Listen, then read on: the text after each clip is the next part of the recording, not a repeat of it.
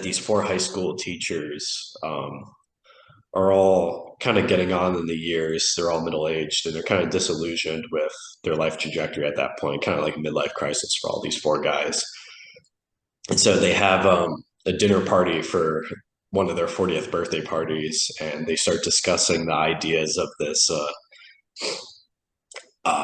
concept from, I believe he's a Norwegian psychologist who said that humans are born with a 0.05 BAC deficiency.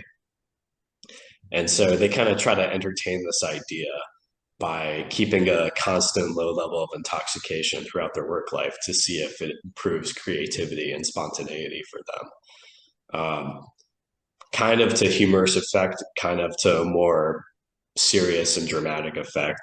But that's what this movie explores, and we'll get into it. It stars Mads Mikkelsen, and it's a Danish film. I really enjoyed it. Yeah, I enjoyed the movie a lot. It was a little heavier than I expected it to be. It was funny in some places. I wasn't really expecting some humor, but I know it was kind of just a exploration on how alcoholism affects people. Almost like an idea of moderation.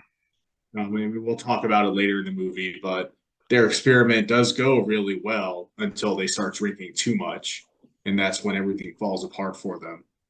Right. Uh, I did enjoy the movie. Yeah. Some background. This is Thomas Vinterberg's 11th feature. As I said before, it came out in 2020. It won Best International Feature at the, I believe it was the 93rd Academy Awards, but whichever year the Academy Awards that would have been for, about 2021, 2020. It did get a Best Director nomination at the Academy Awards as well for Vinterberg. And at the European Film Awards, it did win Best Picture.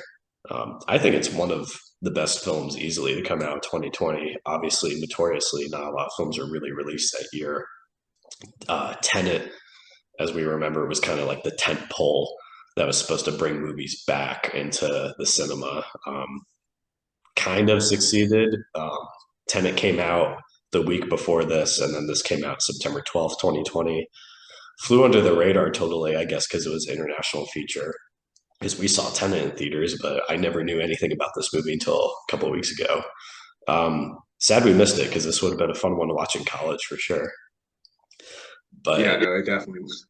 yeah, but yeah, I'm glad that we got to see it 4 years later now down the line. I think it's one of Mads Mikkelsen's best performances in a movie I've seen him in, and he pretty much effectively is the audience stand-in.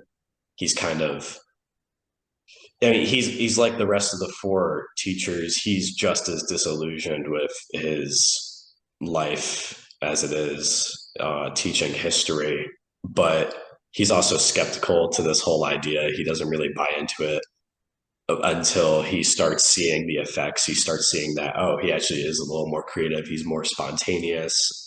He feels more comfortable and confident. And then he kind of pushes it a little overboard because he feels exuberated by the effects of this low level intoxication that they're trying to keep. And so yeah, he's kind of that character that we see in a lot of these movies to where they're initially questioning the whole concept, and then they go too far with it, and then somewhere near the end they're brought a little bit back down to reality. But then again, the ending kind of leaves it ambiguous to where does he go off the deep end literally, or is he able to bring it all back into moderation and solve his life? I still don't really know after watching the end. It's kind of left up to interpretation there. So I think that that's a very interesting point to get into. First turning point in the movie is when, after all the characters have been introduced, they all kind of show that they have unfulfilling lives at this point. One of the teachers, one of the friends who participates in the experiment, teaches psychology, so that's why he's aware of this. And they just kind of bring it up at the birthday party while they're all drunk. and they were like, "Oh, this kind of sounds like a funny idea." And then the next day, they all come back. Um, well, hold on, wasn't it Mads Mikkelsen was one of the first characters to do it because he just does it on a whim, like the Yeah, yeah, he's initially opposed to the whole concept, right? But then there's kind of like the jab that's thrown at him at dinner to where the Mhm. one friend is like, "Oh, like this is." He kind of more or less alludes. He's like, "This is exactly the sort of thing you need because the kids are like talking, and it's more than just like your lectures. Like it's your personality." And then Mads Mikkelsen kind of doesn't get to rebut, so he just starts drinking. It's like, oh, like, is it a matter of acceptance rather than just my lectures? Right. I mean, it's shown throughout the movie that the students have a much closer connection um, to the teachers than like a lot of American schools do. Like they call them by their first name. They're very personable. There's a scene later in the movie where one of the other teachers pulls aside one of the students and has a pretty heart-to-heart discussion with him about what's going on in the student's life and uh, what's been bothering him. So it's shown that the teachers do have a great modicum of care about what the students think. So I think that's a huge part of why Mads Mikkelsen's character decided to kind of dive headfirst into this. Um, so turning point is when they decide they're going to start drinking. They begin so, and they all see on the first day immediate like effects. So Mads Mikkelsen, we saw one of his lectures at the beginning of the movie before they decided to do this. It was I've taken a lot of history classes, and this is one of the most boring history classes I've ever seen in my life. It's the teacher just sitting up front and just reading out of the book, and he dives headfirst into, and he's getting the students active and participated, and they're all very happy to be participating in the class. And then it's a huge part of why he decided to start doing this. It's shown later on. It also has great benefits to his personal life at home. So his wife, who was pretty distant and cold, there's a scene at the beginning where he asked her, "Is like, do you think I'm boring?" And she just says yes. Yeah, and that again alludes to how Mads Mikkelsen takes this a little personally. He wants to feel more confident and accepted as a person. So that's why it really gets to him. And that's kind of where his priorities lie in trying to find the outcome of this experiment. Whereas the other characters have, they all have the same plan, but they have little different motivations, which is why one of them ends up having a different trajectory at the end of the film, whereas the others don't. And we'll get into that a bit. But yeah, Mads Mikkelsen's character, the one to illustrate how the experiment goes at the different levels throughout, because when it's the zero point zero 0.05 level that they're trying to maintain, we see all of them pretty much operating at their peak performance just because of the zero point zero 0.05 BAC deficiency or whatever that's theorized.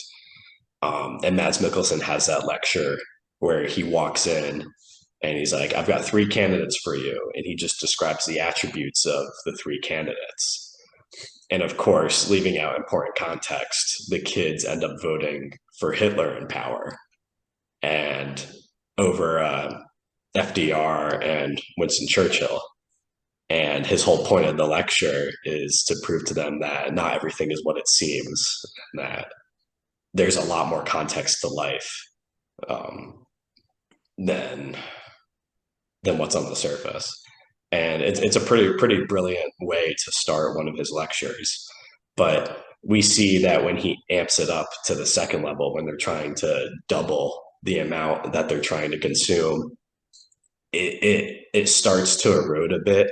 I mean, he's still enthusiastic about giving the lectures, but you can see that it's starting to warp his perception a bit because then the focus becomes on actual historical alcoholics, because then he talks about Ulysses S. Grant and then Ernest Hemingway and Churchill again. And then he's more or less talking about what do these guys have in common? They're alcoholics, they can outdrink you. And it's like it's starting to become more of a burden on the way he's teaching because it's just consuming him. And then at the end, it ends up destroying his marriage because they binge and just go crazy one night. So Mads Mikkelsen, we can see how the experiment ramps up throughout the entire plot just by studying his character. All right. So as Kurt talked about earlier, there's a after they do the blood alcohol of 0.1%, they decide they want to try just getting as plastered as possible and see how it affects them. And it affects them exactly as you would imagine it would. They get they get plastered and it's really bad. So bad and so that it ends up destroying Martin's marriage because he and his wife get in a huge fight about how much he's been drinking. She's like, I know you've been drinking, but this is unacceptable. Um, so after this, they've because all of them experience some kind of fallout in their lives, they decide to just end the experiment completely. All of them, except for one, who is the gym coach. His name is Tommy. He does not stop. He continues to just become just a drunk. Um, and it affects him so much that eventually he takes his boat out and just drowns at sea because he's drunk. And that was a pretty heavy moment where you see that there are, even though everything was kind of lighthearted at the beginning, there are legitimate consequences to what they've been doing, and that's part of it is alcoholism kills people either from the alcohol or what they end up doing from it. Yeah, and then Tommy, the coach character, I think is one of the more interesting characters because, again, kind of like I said before, all of them have slightly different personal reasons for wanting to take up this experiment. But Tommy kind of has the least social anxiety excuse. I mean, he's not unconfident at all in his job. He he kind of just does it to get drunk and kind of just go along and have fun with it. And as a result, like he's enjoying being drunk at work, and so that's why he keeps doing it because he kind of has that um, alcoholic tendency. And then, as we see, he pretty much becomes alcoholic, doesn't give it up, doesn't slow down with it, and then drowns at sea. And then, yeah, that is the huge kind of tonal shift of the movie because, again, Mads Mikkelsen's character at that point in the movie is going through a split up with his wife. They're all suffering the death of Tommy. They go to his funeral, and they're the pallbearers for him at the funeral. It's very sweet because all of them are sober now at this point. I mean, obviously, and we see Matt Nicholson talking with um, his partner, and she's talking about how she misses him. And one of the last things, I think it is the last thing Tommy says to Mads Mikkelsen's character, Martin, is that he wants the best for him and his wife. And he texts his wife that, and she's like, I want the best for us too. And so we're kind of led down to the path that, you know, they're all sober now and things are going to get better for Mads Mikkelsen's character. And then the kids come through because they all graduated and they're having a party. And the kids are obviously all excited because they just graduated and their teachers are there and they don't know why their teachers are in town. They didn't know that their teachers just came from a funeral for one of their teachers who just died. They don't even know that, but they have champagne and they give champagne to the other three teachers. And we start to see all the teachers start getting drunk again. And that's kind of what I said before. Like, we don't really know the way this movie ends off is, are they going to stay sober? Or are they going to, get into this kind of alcoholic cycle where they're going to abuse alcohol? It's going to destroy their lives. They're going to try to sober up, but ultimately they fall victim to the vicious cycle or not. We don't really know. And the last shot of the movie is Mads Mikkelsen character. Um, he's really elated because he's hammered and he's dancing in front of all the kids. He's having a good time.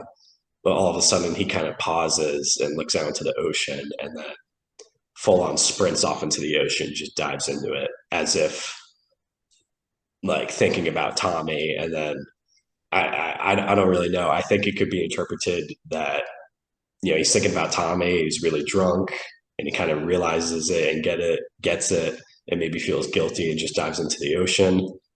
And who knows what happens to him after that point. Or maybe he's not thinking about any of that and he's just drunk and he just does something impulsive and jumps into the ocean. I don't know. I think it's left intentionally vague, whether it's not um, kind of explain what is going on in Martin's headspace at that point by the end of the movie. But I think it's definitely a really interesting way to end the movie, kind of a bittersweet way to end the movie. I had a I wasn't quite going down that route with the ending. Maybe I just want to be a little bit more optimistic about how the movie ends. I kind of just saw him as just doing something impulsive just for fun. I mean, because he was dancing, he used to in the movie, he used to be a jazz dancer or something. So it was like I just want to do something cool, but I don't know. I like your interpretation. It makes me, well, although it does make me kind of sad to think about that. Well, He quite yeah, literally goes off the deep end. yeah, because there's a shot right before he runs in to where, like the camera's moving a lot and he's dancing, but then all of a sudden it just looks out in the harbor and it's like Mads Mikkelsen's character's looking out in the harbor and it's very still. And then he just jumps out into the harbor. And I was like, oh, he's doing the same thing Tommy did. He's gonna go drown at sea. Like maybe he feels guilty or I don't know. But yeah, the leaving it off on that note um, makes you think.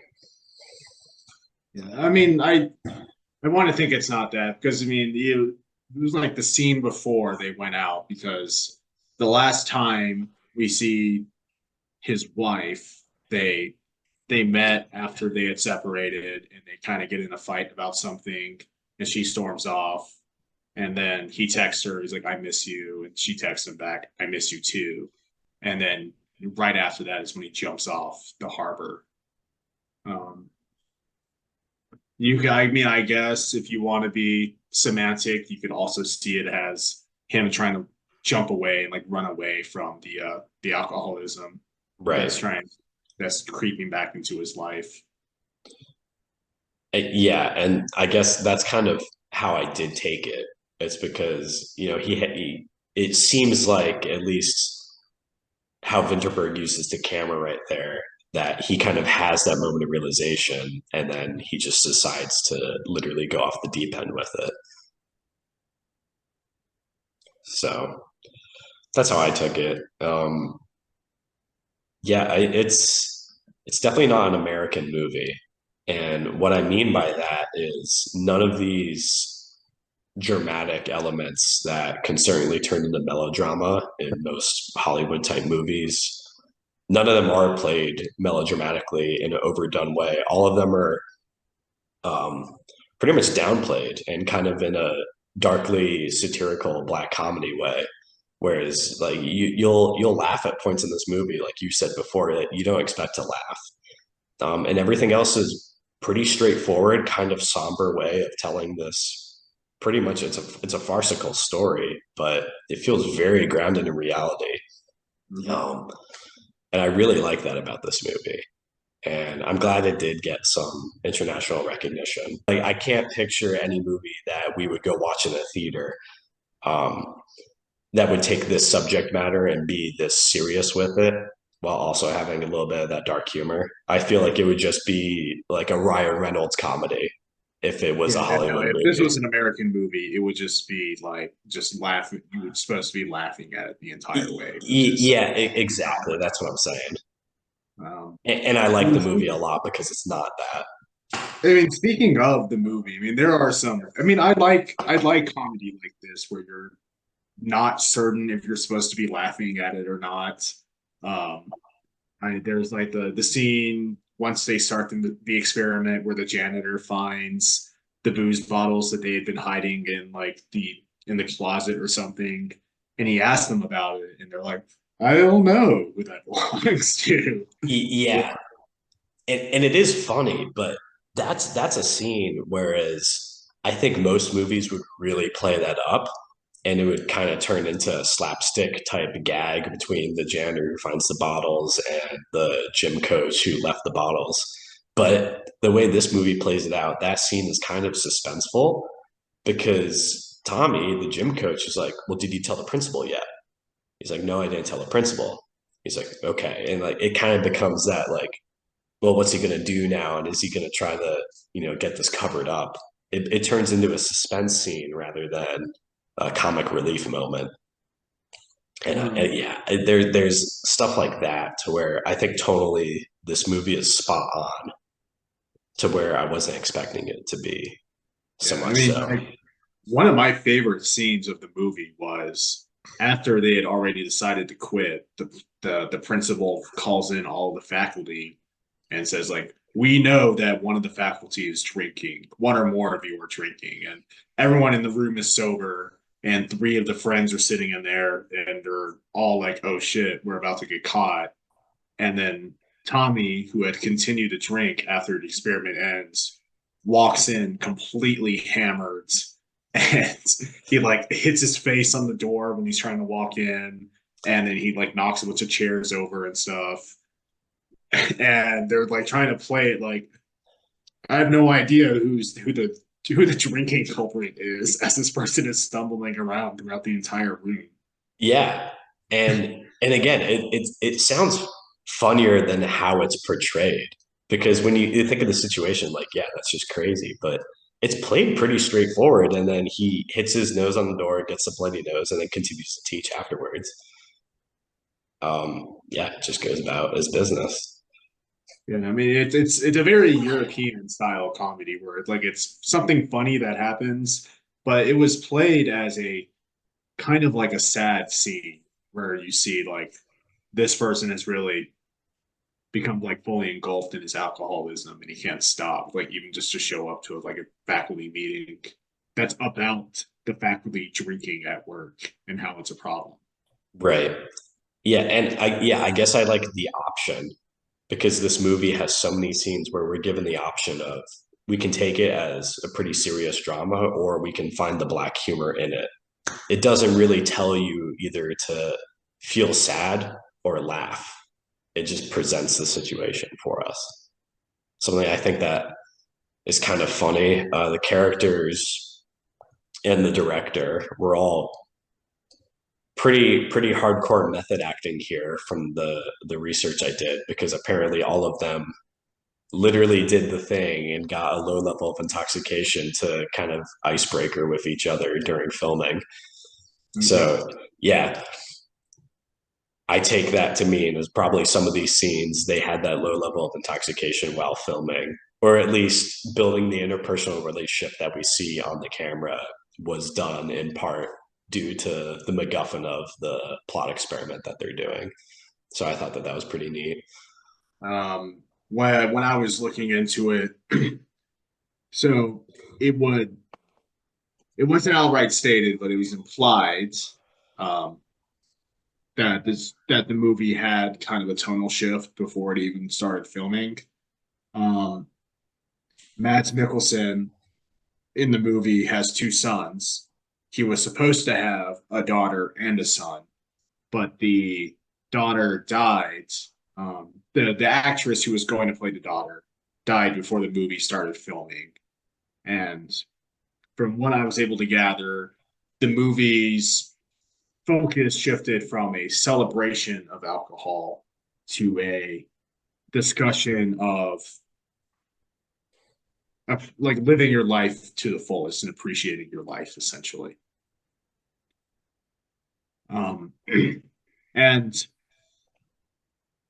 I like the movie better as it is instead of it just being a celebration of alcohol. I don't think it would have made as interesting of a movie or as impactful of a movie as it did to me. Not that I'm Yeah, happy that the actress died, but no, no. Yeah, I mean, I agree totally with what you're saying because it's like what I just said. The movie gives you the option. It doesn't tell you either way to laugh or feel sad. It just kind of prevents the stark reality of what a crazy experiment like this would yield. And we see the results, the good and the bad of it. And it is a very life affirming movie because, again, most of these characters, minus Tommy, do this because they want to feel more confident in their life. They want to get that spark back into their life. They want to kind of break out of the rut of the mundane. And they do this. Do they go too far? Yeah, but they're able to reel it back and they have pretty much a lessons learned from it and a good experience. Because even like near the end of the movie, when they realize they're going off the rails, one of the characters, I forget which one, I think he's talking to Mads Mikkelsen's character at this point, and he's saying, "Well, yeah, you had better lectures," and he's like the kids love the lectures now. Like there were good results here. It just needs to be tempered. Yeah, it can't go too far, and that's something that all of them minus Tommy realize. And Yeah. You even kind of see that with the psychology teacher. One of the students is having his final exam for the year, and the kid is freaking out. It's the same kid that he talked to that was having problems in his personal life, and he's like, and he gives him a water bottle full of vodka. He's like, "Here, take a couple sips of it before you go in there yeah, to do the exam." And then even during it, like the teacher has it on the desk next to him, and he gives it to the kid. He's like, because he's kind of stumbling over his words. He's like, "Hey, why don't you take a couple sips of water for a yeah, second?" yeah, And then the kid goes from not knowing what to say, being unsure of himself, to being fully confident in what he's saying. And even when the proctor of the exam tries to throw him a little bit of a curveball, he answers it like correctly and confidently, just to show that this kid isn't dumb. He knows exactly what it is. He just has social anxiety, and that's why he was struggling. But uh, when you have a little bit of alcohol and you loosened up, and he loosened up, he was more than confident and able to do what he needed to do for the test. yeah, But I think that's an important scene because that happens after the main characters went too hard and they swore off the drinking. So it's to show that no, it's not that drinking is bad. It's about knowing your limits and using whatever tools you have correctly to bring you forward. yeah. Exactly. It doesn't go out of its way to demonize alcohol here. Again, it's very matter of fact. It presents the story exactly the way it would play out. Yeah, and I have a lot of respect for the story because of that. Because again, that's another thing that probably in an American movie, just the way American culture is, it would be extremist and it would go out of its way to demonize one factor, and that's your answer. Where I mean, nothing is ever that simple, right? I don't know. I mean, I see this movie a lot the way that the show The Office. There's the UK and the US version of it. Have you ever watched the UK version of The Office, the original version? The I know the UK version is a lot more cynical. Yes, it is. I mean, from the a lot of season, a couple of the first episodes of season one, they pretty much just like borrow like plot for plot the first couple of episodes of season one of the UK Office. And it's really interesting to see how they play out because they play out incredibly different. Um, there's the scene with the manager. I forgot what his name is in the UK version, but in the US version, his name is Michael. There's a scene where he's quirky, so he's going to sing a song for all of his subordinates that work in the office. And in the UK version, it's just played as like he's really sad and pathetic, and that's what's funny about it. And then in the US version is he's not good, but all of the people around him care about him, so they're still going to like clap and sing along with it just to make him feel better. And um, that is a because I haven't watched a lot of European movies, so seeing something like that is what really stood out to me for this movie is tonally how different it is from American movies. Right. Yeah. And again, I think we've beat that horse to death, but it's just another reason to watch this movie because it is a pretty unique portrayal of alcohol in films, at least just from the background that I'm prying on here. You also walk away from it, just thinking more about the more serious concepts of life. Because yeah, it's a very life affirming movie about you know finding your limits and then pushing those limits to be a better version of yourself in both your private life and your professional life. Tackles topics of aging. It tackles infidelity. Um, Tackles creativity and confidence. All those things under a pretty farcical MacGuffin of a topic of let's keep a low level of intoxication throughout our lives and see what happens. I think it's great, and yeah, I just wish I saw it sooner because it's pretty fun. Yet I don't want to say bleak, but it's a fun movie to watch, but it is very serious. And again, I think the duality of that is something that's pretty unique about this film and why it brings a lot to the table here for discussion and for viewing. I'm glad I watched it now instead of when it came out. Now that I'm an adult and I actually have responsibilities and things that I have to do, it resonates with me a lot more than when I was just in college. And I could just get away with being drunk all the time and not have it impact anything or not have it have any effects on my life at all, really. Yeah, I mean, if we did watch this in college when we literally were drunk like every day, yeah, I don't think the black humor would not have been nearly as funny as it is now watching it. And we probably would have just saw this as a straight up serious movie that would totally just dislocate your expectation. So yeah, I also would agree that I'm glad we did see this now, but It's a little bit funny. It's serious. It talks about important issues, but I mean, it portrays it well. It portrays it thoughtfully. So I think you should give it a watch. yeah, and just a couple parting shots that I have with it. There is a remake coming, apparently, with Leo DiCaprio. Obviously, it's going to be an American production. So, seeing how this plays out, um, as opposed to this original Danish version, I think is going to be pretty interesting. As we have kind of talked about here, I would imagine it's going to be probably a little more direct in its messaging, just because that's the style of the movies that we see produced here. But we'll see. I'll be very happy if it isn't. Um, but I think either way, I'm going to be happy to see a different telling of this story, either for better or for worse. Cinematography of this movie, all throughout, there are a lot of transitional shots that are shot in soft focus that are very blurry, as if like you're waking up from a stupor or you're a little drunk and you can't focus on an image. A lot of scenes are shot like that here, which I thought was pretty fun.